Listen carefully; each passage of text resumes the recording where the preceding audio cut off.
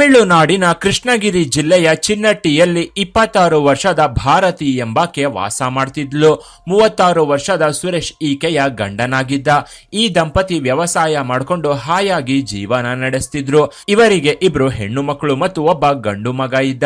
ಮಗನ ವಯಸ್ಸು 5 ತಿಂಗಳಾಗಿತ್ತು. ಕಳೆದ ವರ್ಷ ನವೆಂಬರ್ 4ರಂದು ಸುರೇಶ್ ಹೊಲದಲ್ಲಿ ಕೆಲಸ ಮಾಡ್ತಿರ್ಬೇಕಾದ್ರೆ ಒಂದು ಫೋನ್ ಬಂದಿತ್ತು. ತನ್ನ ಮಕ್ಕಳು ಕಾಲ್ ಮಾಡ್ತಿರಬಹುದು ಅಂತಾನೆ ಸುರೇಶ್ ಭಾವಿಸಿದ್ದ.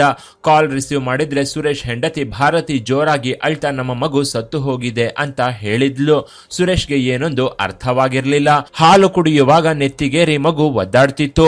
ಆಮೇಲೆ ಮಗುಗೆ ಎಚ್ಚರಿಕೆನೆ ಆಗ್ಲಿಲ್ಲ ಅಂತ ಭಾರತಿ ಹೇಳಿದ್ಲು. ಡಾಕ್ಟರ್ ಕೂಡ ಬಂದು ನೋಡಿ ಮಗು ಮೃತಪಟ್ಟಿರೋದನ್ನ ಕನ್ಫರ್ಮ್ ಮಾಡಿದ್ರು. ಇದರಿಂದ ಸುರೇಶ್ಗೆ ಒಂದು ಸಲಕ್ಕೆ ಎದೆ ಹೊಡೆದು ಹೋದಂತಾಗಿತ್ತು. ಗಂಡು ಮಗು ಬೇಕು ಅಂತ ಬಯಸಿದ್ದ ಸುರೇಶ್ 2 ಹೆಣ್ಣು ಮಕ್ಕಳ ನಂತರ ಗಂಡು ಮಗು ಹುಟ್ಟಿದ್ದು ನೋಡಿ ಖುಷಿ ಪಟ್ಟಿದ್ದ. ಅದಕ್ಕೆ 2 ಹೆಣ್ಣು ಮಕ್ಕಳಾದ್ರೂ ಹೆಂಡತಿಗೆ ಆಪರೇಷನ್ ಮಾಡಿಸದೆ ಗಂಡು ಮಗುವಿಗಾಗಿ ಅದೆಷ್ಟೋ ಟ್ರೈ ಮಾಡಿದ್ದ. ಕೊನೆಗೆ ಗಂಡು ಮಗು ಆಗ್ತಿದ್ದಂತೆ ಖುಷಿ ಪಟ್ಟಿದ್ದ. ಆದ್ರೆ ಕೇವಲ 5 ತಿಂಗಳಲ್ಲಿ ಮಗುವನ್ನ ಕಳ್ಕೊಂಡಿದ್ದ. ಮೊದಲಿಗೆ ನಿಜವಾಗ್ಲೂ ಮಗು ಮೃತಪಟ್ಟಿದ್ಯೋ ಅಥವಾ ಪ್ರಜ್ಞೆ ತಪ್ಪಿದ್ಯೋ ಅನ್ನೋ ಅನುಮಾನ ಸುರೇಶ್ಗೆ ಎದುರಾಗಿತ್ತು. ಯಾವುದಕ್ಕೂ ನೋಡೋಣ ಅಂತ ಹತ್ರದಲ್ಲೇ ಇದ್ದ ಹಾಸ್ಪಿಟಲ್ಗೆ ಮಗುವನ್ನ ಎತ್ಕೊಂಡು ಹೋದಾಗ ಮಗು ಮೃತಪಟ್ಟಿದೆ ಅಂತ ಅಲ್ಲೂ ಕೂಡ ಡಾಕ್ಟರ್ಗಳು ಹೇಳಿದ್ರು. ಆಗ ಬೇರೆ ದಾರಿ ಕಾಣದೆ ಅಳ್ತಾ ಮನೆಗೆ ಬಂದವರು ತಮ್ಮ ಹೊಲದಲ್ಲೇ ಮಗುವಿನ ಅಂತ್ಯಕ್ರಿಯೆಯನ್ನ ಮಾಡಿ ಮುಗಿಸಿದ್ರು. ಮಗು ಮೃತಪಟ್ಟ ನಂತರ ಸುರೇಶ್ ಮಗುವಿನ ಯೋಚನೆಯಲ್ಲೇ ಮುಳುಗಿ ಹೋಗಿದ್ದ. ಆದರೆ ಹೆಂಡತಿ ಮಾತ್ರ ಮಗು ಮೃತಪಟ್ಟ 3 ದಿನ ನೋವಲ್ಲಿದ್ದವಳು 3 ದಿನಗಳ ನಂತರ ಮಗು ಸತ್ತಿದೆ ಅನ್ನೋ ಯೋಚನೆಯೂ ಇಲ್ಲದೆ ಹಾಯಾಗಿದ್ಲು. ಹೆಂಡತಿಯ ಸಂತೋಷವನ್ನ ಕಂಡ ಗಂಡ ಸುರೇಶ್ ಆಶ್ಚರ್ಯಗೊಂಡಿದ್ದ. ಒಂದು ದಿನ ಸುರೇಶ್ ಇದ್ದಕ್ಕಿದ್ದಂತೆ ಹೊಲದಿಂದ ಮಧ್ಯಾಹ್ನಕ್ಕೆಲ್ಲ ಮನೆಗೆ ಬಂದಿದ್ದ. ಆದ್ರೆ ಮನೆ ಹತ್ರ ಹೆಂಡತಿ ಇರ್ಲಿಲ್ಲ. ಪಕ್ಕದ ಮನೆಯಲ್ಲಿ ಇರಬೇಕು ಅಂತ ಹೋಗಿ ನೋಡಿದ್ರೆ ಆ ಮನೆಗೆ ಒಳಗಿನಿಂದ ಬೀಗ ಹಾಕಿತ್ತು. ಆದ್ರೆ ಒಳಗೆ ಮಾತನಾಡೋದು ಹಾಗೂ ನಗುವಿನ ಸದ್ದು ಕೇಳಿಸ್ತಿತ್ತು. ಅದು ತನ್ನ ಹೆಂಡತಿಯ ನಗು ಅನ್ನೋದನ್ನ ಸುರೇಶ್ ತಕ್ಷಣಕ್ಕೆ ಕಂಡು ಹಿಡಿದಿದ್ದ. ಜೊತೆಗೆ ಹೆಂಡತಿಯ ಆ ನಗು ಕೇಳಿ ಶಾಕ್ ಕೂಡ ಆಗಿದ್ದ. ತಂದೆಯಾಗಿ ಮಗನ ಸಾವನ್ನ ತನ್ನ ಕೈಯಿಂದಲೇ ಇನ್ನು ಜೀರ್ಣಿಸಿಕೊಳ್ಳೋಕೆ ಆಗ್ಲಿಲ್ಲ. ಅಂತಹದ್ರಲ್ಲಿ ತಾಯಿಯಾದವಳು ಹೇಗೆ ಇಷ್ಟು ಹಾಯಾಗಿ ಇದ್ದಾಳೆ ಅಂತ ಸುರೇಶ್ ಶಾಕ್ ಆಗಿದ್ದ. ಮನೆ ಒಳಗೆ ಏನ್ ನಡೀತಿದೆ ಅಂತ ಕಿಟಕಿ ಮೂಲಕ ನೋಡೋಕೆ ಪ್ರಯತ್ನ ಪಟ್ಟಿದ್ದ. ಹಾಗೆ ಕಿಟಕಿಯನ್ನ ನಿಧಾನವಾಗಿ ತೆಗೆದು ನೋಡಿದವನ ಎದೆ ನಿಜಕ್ಕೂ ಒಡೆದು ಹೋಗಿತ್ತು. ಹೆಂಡತಿಯನ್ನ ಆ ಸ್ಥಿತಿಯಲ್ಲಿ ನೋಡಿದವನು 1 ಸೆಕೆಂಡ್ ಶಾಕ್ ಆಗಿ ಹೋಗಿದ್ದ. ಯಾಕಂದ್ರೆ ಮನೆಯೊಳಗೆ ತನ್ನ ಹೆಂಡತಿ ನಗ್ನವಾಗಿ ನಿಂತಿದ್ಲು. ಪಕ್ಕದಲ್ಲಿ ಬೇರೆ ಯಾರಿದ್ದಾರೆ ಅನ್ನೋದು ಸರಿಯಾಗಿ ಕಾಣಿಸ್ತಿರ್ಲಿಲ್ಲ. ಪೂರ್ತಿ ಕತ್ತಲೆಯಾಗಿದ್ರಿಂದ ತನ್ನ ಹೆಂಡತಿ ಬೇರೊಬ್ಬನ ಜೊತೆ ಅಕ್ರಮ ಸಂಬಂಧ ಇಟ್ಕೊಂಡಿದ್ದಾಳೆ ಅಂತ ಸುರೇಶ್ ಕೆರಳಿ ಹೋಗಿದ್ದ. ತಕ್ಷಣ ಒಂದೇ ಸಲಕ್ಕೆ ಬಾಗಿಲನ್ನ ಬಡದಿದ್ದ. ಒಳಗೆ ಏನ್ ಮಾಡ್ತಾ ಇದೀಯಾ, ಹೊರಗೆ ಬಾ ಅಂತ ಸುರೇಶ್ ಭಾರತಿಗೆ ಎಚ್ಚರಿಸಿದ್ದ. ಸ್ವಲ್ಪ ಸಮಯದ ನಂತರ ಭಾರತಿ ಮೆಲ್ಲಗೆ ಬಂದು ಬಾಗಿಲು ತೆಗೆದಿದ್ಲು. ಆಗ ಸುರೇಶ್ ಮನೆಯ ಒಳಗೆ ನುಗ್ಗಿದ್ದ. ಆದ್ರೆ ಒಳಗೆ ಹೋಗಿ ನೋಡಿದ್ರೆ ಯಾರೂ ಇರ್ಲಿಲ್ಲ. ಮತ್ತೊಂದು ಯುವತಿಯಷ್ಟೇ ಒಳಗೆ ಇದ್ಲು. ಅವಳ ಹೆಸರು ಸುಮಿತ್ರಾ ಅಂತ. PUC ಮುಗಿಸಿ ಡಿಗ್ರಿ ಓದ್ತಿದ್ಲು. ಮನೆಯಲ್ಲಿ ಏನ್ ಮಾಡ್ತಾ ಇದ್ದೀರಾ, ಬಟ್ಟೆಯನ್ನ ಬಿಚ್ಚಿ ಯಾಕೆ ನಿಂತಿದ್ದೆ, ಒಳಗೆ ಏನ್ ನಡೀತಾ ಇದೆ ಅಂತ ಹೆಂಡತಿ ಭಾರತಿಯನ್ನ ಸುರೇಶ್ ಪ್ರಶ್ನಿಸಿದ್ದ. ಇದರಿಂದ ಭಯಭೀತಳಾಗಿದ್ದ ಭಾರತಿ ಸ್ವಲ್ಪ ಸಮಯದ ನಂತರ ಸುಮಿತ್ರಾ ನನಗಾಗಿ ಸೀರೆ ತಂದಿದ್ಲು, ಅದನ್ನ ಉಟ್ಕೊಂಡು ನೋಡ್ತಿದ್ದೆ ಅಂತ ಹೇಳಿದ್ಲು. ಆಗ ಮೊದಲೇ ಕೋಪದಲ್ಲಿದ್ದ ಸುರೇಶ್ ಭಾರತಿಗೆ ಮನೆಗೆ ನಡಿ ಅಂತ ಹೇಳಿ ತಾನು ಕೂಡ ಮನೆಗೆ ಬಂದಿದ್ದ. ಮನೆಗೆ ಬಂದ ತಕ್ಷಣ ಸುರೇಶ್ ಭಾರತಿಯನ್ನ ತರಾಟೆಗೆ ತಗೊಂಡಿದ್ದ. ಹೀಗೆ ಬೇರೆಯವರ ಮನೆಯಲ್ಲಿ ಬಟ್ಟೆ ಪೂರ್ತಿ ಬಿಚ್ಚಿ ಸೀರೆ ಉಟ್ಕೊಳ್ಳೋ ಅವಶ್ಯಕತೆ ಏನಿತ್ತು ಅಂತ ಹೆಂಡತಿಯನ್ನ ಕೇಳಿದ್ದ. ಇದಕ್ಕೆ ಭಾರತಿ ಅದರಲ್ಲಿ ತಪ್ಪೇನಿದೆ, ನಾವಿಬ್ರು ಹೆಣ್ಣು ಮಕ್ಕಳೇ ತಾನೆ ಅಂತ ಗಂಡನ ವಿರುದ್ಧವೇ ತಿರುಗಿ ಬಿದ್ದಿದ್ಲು. ಆದ್ರೆ ಇಲ್ಲಿಂದಲೇ ಸುರೇಶ್ಗೆ ಹೆಂಡತಿ ಮೇಲೆ ಅನುಮಾನ ಶುರುವಾಗಿತ್ತು. ಆದ್ರೆ ಆ ಅನುಮಾನ ಕೂಡ ಯಾವ ರೀತಿಯದ್ದು ಅನ್ನೋದು ಸುರೇಶ್ಗೂ ಅರ್ಥವಾಗಿರ್ಲಿಲ್ಲ. ಇದರಿಂದ ಹೆಂಡತಿ ಮೇಲೆ ನಿಗಾ ವಹಿಸಿದ್ದ. ಯಾಕಂದ್ರೆ ಹೆಂಡತಿ ಮೊದಲಿನಂತೆ ಇರ್ಲಿಲ್ಲ. ಅವಳಲ್ಲಿ ಏನೋ ಬದಲಾವಣೆಯಾಗಿತ್ತು. ಮಗ ಸತ್ತು ಹೋದ ನೋವು ಸ್ವಲ್ಪವೂ ಇವಳಿಗಿರ್ಲಿಲ್ಲ. ಹೀಗಾಗಿ ಸುರೇಶ್ ಹೆಂಡತಿಯ ನಡೆ ಮೇಲೆ ಸೂಕ್ಷ್ಮವಾಗಿ ಕಣ್ಣಿಟ್ಟಿದ್ದ. ಆ ಘಟನೆಯಾದ 3 ದಿನಗಳ ನಂತರ ಪಕ್ಕದ ಮನೆ ಸುಮಿತ್ರಾಳಿಂದ ಒಂದು ಫೋನ್ ಬಂದಿತ್ತು. ಆಗ ತಕ್ಷಣವೇ ಸ್ನಾನ ಮಾಡಿ ನೈಟಿ ಹಾಕೊಂಡ ಭಾರತಿ ತಲೆಯಲ್ಲಿ ಹೂ ಮುಡ್ಕೊಂಡು ಸುಮಿತ್ರಾ ಮನೆಗೆ ಹೋಗಿ ಬರ್ತೀನಿ, ನೀನು ಊಟ ಮಾಡು ಅಂತ ಗಂಡನಿಗೆ ಹೇಳಿ ಸುಮಿತ್ರಾ ಮನೆಗೆ ಬಂದಿದ್ಲು. ಇದರಿಂದ ಸುರೇಶ್ಗೆ ಇನ್ನಷ್ಟು ಅನುಮಾನ ಹೆಚ್ಚಾಗಿತ್ತು. ನನಗೆ ಗೊತ್ತಿಲ್ಲದಂತೆ ಸುಮಿತ್ರಾ ಮನೆಗೆ ಹೋಗಿ ಅವಳ ಲವರ್ನ ಅಲ್ಲಿಗೆ ಕರೆಸಿಕೊಳ್ತಿದ್ದಾಳೆ ಅಂತ ಸುರೇಶ್ ಭಾರತಿ ಮೇಲೆ ಅನುಮಾನ ಪಟ್ಟಿದ್ದ. ಭಾರತಿ ಸುಮಿತ್ರಾ ಮನೆಗೆ ಹೋದ ಸ್ವಲ್ಪ ಹೊತ್ತಿಗೆ ಅವಳ ಮನೆಯ ಹತ್ರ ಹೋಗಿದ್ದ. ಹೊರಗೆ ಚಿಲಕ ಹಾಕಿತ್ತು. ಆ ಟೈಮಲ್ಲಿ ಸುಮಿತ್ರಾ ತಂದೆ ತಾಯಿ ಕೂಡ ಮನೆಯಲ್ಲಿರಲಿಲ್ಲ. ಸುಮಿತ್ರಾ ಸಹೋದರ ಕೂಡ ಕಾಲೇಜಿಗೆ ಹೋಗಿದ್ದ. ಆದ್ರೂ ಮನೆಯ ಒಳಗಿನಿಂದ ಏನೋ ಸೌಂಡ್ ಕೇಳಿ ಬರ್ತಿತ್ತು. ಆ ಅನುಮಾನದಲ್ಲೇ ಸುರೇಶ್ ಕಿಟಕಿಯಿಂದ ಇಣುಕಿ ನೋಡಿದ್ದ. ಅಷ್ಟೇ, ಅಲ್ಲಿಗೆ ಸುರೇಶ್ ಎದೆ ನಿಂತು ನೀರಾಗಿ ಹೋಗಿತ್ತು. ಕಿಟಕಿಯಿಂದ ತನ್ನ ಹೆಂಡತಿಯನ್ನ ನೋಡಿದ ಸುರೇಶ್ ಶಾಕ್ ಆಗಿ ಹೋಗಿದ್ದ. ಯಾಕಂದ್ರೆ ಒಳಗೆ ತನ್ನ ಹೆಂಡತಿ ಭಾರತಿ ಮತ್ತು ಅವಳ ಫ್ರೆಂಡ್ ಸುಮಿತ್ರಾ ಇಬ್ರು ನಗ್ನವಾಗಿ ಬೆಡ್ ಮೇಲೆ ಕಾಮದಾಟದಲ್ಲಿ ಮುಳುಗಿ ತೇಲ್ತಿದ್ರು. ಒಬ್ಬರನ್ನೊಬ್ರು ಮುದ್ದಾಡ್ತಾ ಒಬ್ಬರ ಮೇಲೆ ಒಬ್ಬರು ಮಲಗಿ ಕಾಮಕೇಳಿಯಲ್ಲಿ ಮುಳುಗಿ ಹೋಗಿದ್ರು. ಅಲ್ಲಿಗೆ ಸುರೇಶ್ಗೆ ಭಾರತಿ ತನ್ನ ಕಾಮದಾಹವನ್ನ ಯಾಕೆ ತೀರಿಸ್ತಿಲ್ಲ ಅನ್ನೋದು ಅರ್ಥವಾಗಿ ಹೋಗಿತ್ತು. ತನ್ನನ್ನ ದೂರ ಬಿಟ್ಟು ಸುಮಿತ್ರಾ ಜೊತೆ ಭಾರತಿ ಹತ್ತಿರವಾಗಿದ್ದಾಳೆ ಅಂತ ಸುರೇಶ್ ಕೋಪಗೊಂಡಿದ್ದ. ಆದ್ರೆ ಮದುವೆಯಾಗಿ ಮಕ್ಕಳಿರೋ ತನ್ನ ಹೆಂಡತಿ ಹೀಗೆ ಆಗ್ತಾಳೆ ಅಂತ ಆತ ಕನಸಿನಲ್ಲಿಯೂ ಊಹಿಸಿರ್ಲಿಲ್ಲ. ಅದರಲ್ಲೂ ಇನ್ನೊಂದು ಹೆಣ್ಣಿನ ಜೊತೆ ಅಷ್ಟು ಅಸಹ್ಯವಾಗಿ ಭಾರತಿ ಇದ್ದಿದ್ದು ನೋಡಿ ಸುರೇಶ್ಗೆ ಏನು ಮಾಡಬೇಕು ಅಂತಾನು ಗೊತ್ತಾಗದೆ ಹೋಗಿತ್ತು. ಹೀಗಾಗಿ ಅಂದು ತನ್ನ ಪಾಡಿಗೆ ತಾನು ಮನೆಗೆ ಹೊರಟು ಬಂದಿದ್ದ. ತಾನು ನೋಡಬಾರದನ್ನ ನೋಡಿ ಸುರೇಶ್ ಶಾಕ್ ಆಗಿದ್ದ. ತನ್ನ ಮಗನ ಮರಣವನ್ನ ಮರೆತು ಹೋಗಿದ್ದ ಹೆಂಡತಿ ಯಾವ ನೋವು ಇಲ್ಲದೆ ಕಾಮೋತ್ಸವದಲ್ಲಿ ಮುಳುಗಿ ತೇಲ್ತಿದ್ಲು. ಅಂದು ಮನೆಗೆ ಬಂದ ಸುರೇಶ್ ತಕ್ಷಣ ತನ್ನ ಹೆಂಡತಿಗೆ ಫೋನ್ ಮಾಡಿ ಬರುವಂತೆ ಹೇಳಿದ್ದ. ಗಂಡ ಕಾಲ್ ಮಾಡ್ತಿದ್ದಂತೆ ಭಾರತಿ ಮೆಲ್ಲಗೆ ಏನು ಆಗಿಲ್ಲದವಳಂತೆ ಮನೆಗೆ ಬಂದಿದ್ಲು.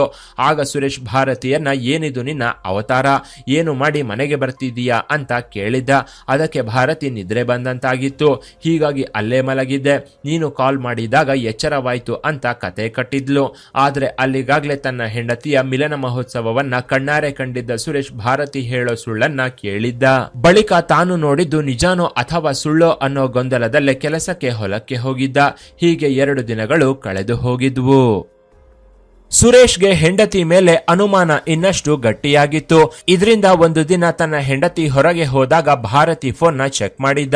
ಹೆಂಡತಿ ಫೋನ್ ಲಾಕ್ ಇವನಿಗೆ ಗೊತ್ತಿದ್ರಿಂದ ಲಾಕ್ ನ ಓಪನ್ ಮಾಡಿ ಚೆಕ್ ಮಾಡಿದ್ದ. ಆಗ ಆ ಫೋನ್ ನಲ್ಲಿ ತನ್ನ ಹೆಂಡತಿಯ ಒಂದೊಂದು ಲೀಲೆಯನ್ನ ನೋಡಿ ಸುರೇಶ್ ಪ್ರಾಣವೇ ಹೊರಟು ಹೋದಂತಾಗಿತ್ತು. ಆ ಫೋನ್ ನಲ್ಲಿ ಭಾರತಿ ಸುಮಿತ್ರಾಗೆ ಮಾಡಿದ್ದ ಮೆಸೇಜ್ ಗಳಿಂದ ಹಿಡಿದು ಇಬ್ರು ಪರಸ್ಪರ ಕಳಿಸಿಕೊಂಡಿದ್ದ ನಗ್ನ ಫೋಟೋಗಳು ಹಾಗೂ ವಿಡಿಯೋಗಳನ್ನ ನೋಡಿ ಅವನಿಗೆ ಬಾಯಿ ಕಟ್ಟಿ ಹೋದಂತಾಗಿತ್ತು. ಅಲ್ಲದೆ ತನ್ನ ಮಗು ಸತ್ತ ನಂತರ ಕಳಿಸಿದ್ದ ಒಂದು ಫೋಟೋ ಕೂಡ ಅದರಲ್ಲಿತ್ತು. ಆ ಫೋಟೋ ತನ್ನ ಮಗನ ಮೃತದೇಹದ ಫೋಟೋವಾಗಿತ್ತು. ಅದನ್ನ ಯಾಕೆ ಕಳಿಸಿದಾಳೆ, ಇಬ್ರು ನನ್ನ ಮಗುವನ್ನ ಕೊಂದಿದಾರ ಅಂತ ಸುರೇಶ್ಗೆ ಅನುಮಾನ ಶುರುವಾಗಿತ್ತು. ಆಗ ಫೋನ್ ಗ್ಯಾಲರಿ ಓಪನ್ ಮಾಡಿ ನೋಡಿದ್ರೆ ಭಾರತಿ ಮತ್ತು ಸುಮಿತ್ರಾ ತಗೊಂಡಿದ್ದ ಬೆತ್ತಲೆ ಫೋಟೋಗಳು ಫೋನ್ ಗ್ಯಾಲರಿಯಲ್ಲಿ ತುಂಬಿ ಹೋಗಿದ್ವು. ಅದರಲ್ಲಿ ಒಂದಕ್ಕಿಂತ ಒಂದು ಭಿನ್ನವಾಗಿದ್ವು.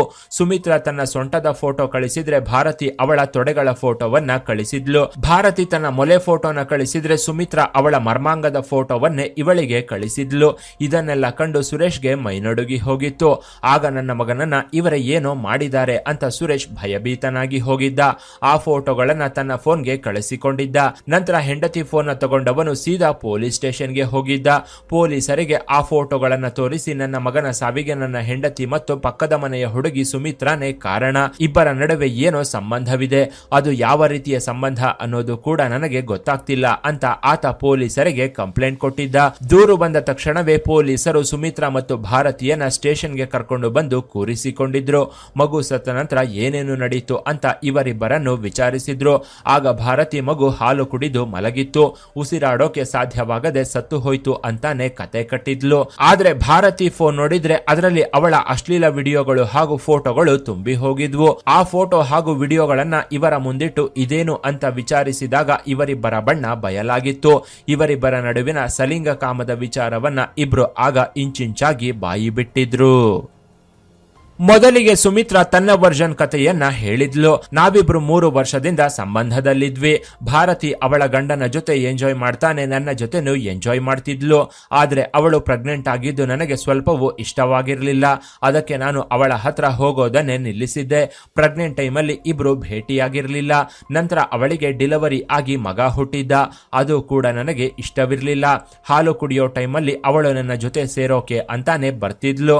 ಆದ್ರೆ ಅದು ನನಗೆ ಇಷ್ಟವಾಗಿಲ್ಲ. ಇಷ್ಟವಾಗ್ತಿರ್ಲಿಲ್ಲ. ಹಾಲಿನ ವಾಸನೆ ಕಂಡು ನನಗೆ ಅಸಹ್ಯವಾಗ್ತಿತ್ತು. ಆದ್ರೂ ನನ್ನ ಜೊತೆ ಎಂಜಾಯ್ ಮಾಡಬೇಕು ಅಂತ ಭಾರತಿ ದಿನ ಚಡಪಡಿಸ್ತಿದ್ಲು. ದಿನ ಕಾಲ್ ಮಾಡಿ ಕೇಳ್ಕೋತಿದ್ಲು, ಇದಕ್ಕೆ ನಾನು ನಿನ್ನ ಮಗು ಇದ್ರೆ ನಿನ್ನ ಜೊತೆ ಸೇರೋದಿಲ್ಲ, ಅವನನ್ನ ಕೊಂದ್ರೆ ನಾವಿಬ್ರು ಹಾಯಾಗಿ ಇರಬಹುದು, ನಿನ್ನ ಫಿಗರ್ ಕೂಡ ಸೆಟ್ ಆಗುತ್ತೆ, ನಿನ್ನ ಅಂದಕ್ಕೆ ತಕ್ಕಂತೆ ಇರುತ್ತೆ ಅಂತ ಹೇಳಿದ್ದೆ. ಆಗ ತಕ್ಷಣವೇ ನನ್ನ ಜೊತೆ ಸೇರಿ ಎಂಜಾಯ್ ಮಾಡೋಕೆ ಭಾರತಿ ಮಗುವನ್ನ ಉಸಿರುಗಟ್ಟಿಸಿ ಸಾಯಿಸಿದ್ಲು. ನಂತರ ಆ ಫೋಟೋನ ತೆಗೆದು ನನಗೂ ಕೂಡ ಕಳಿಸಿದ್ಲು ಅಂತ ಸುಮಿತ್ರಾ ನಡೆದ ವಿಷಯವನ್ನ ಪೊಲೀಸರ ಮುಂದೆ ಹೇಳಿದ್ಲು.